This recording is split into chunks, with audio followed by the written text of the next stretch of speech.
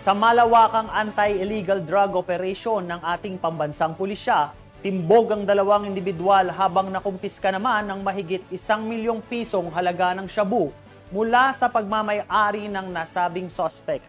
Ang balita mula kay Patrolwoman Juvie Jane C.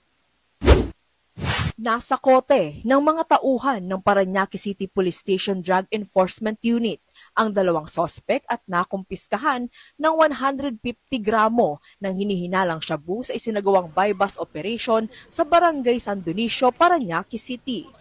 Kinilala ang mga sospek na sina alias Marvin, 28 anyos, isang high-value individual, at alias Edward, 20 anyos.